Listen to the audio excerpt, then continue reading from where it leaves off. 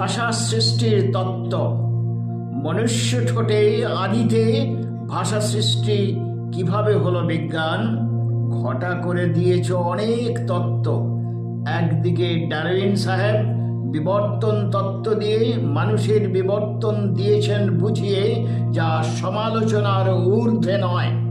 ভাষা সৃষ্টির তত্ত্বসমূহের প্রথমটি হতে পারে গ্রহণযোগ্য, যা হলো শারীরিক অঙ্গের প্রক্ষেপণ মানুষের প্রয়োজনের সময়।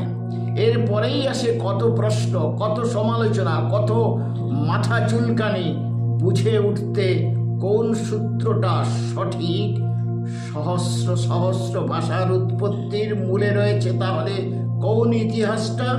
পাঠক নিশ্চয়ই ভাবছ বিশ্ব ব্রহ্মাণ্ডের এক সামান্যতম খণ্ড ভূমণ্ডলে কিভাবে হলো অসংখ্য ভাষার প্রকাশ আর অসংখ্য মনুষ্য প্রজাতির বিকাশ।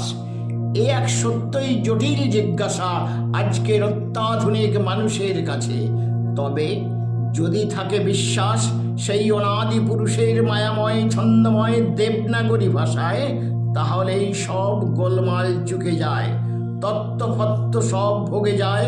শুনলে শ্রীমুখের বাণী শ্রীমদ্ ভগবদ্ গীতায় চতুর্বর্ণং ময়া সৃষ্টং গুণকর্ম বিভাগশ, তাহলে ভূমণ্ডলে সমস্ত মনুষ্য জাতির মাঝে উক্ত বক্তব্যটি প্রযোজ্য।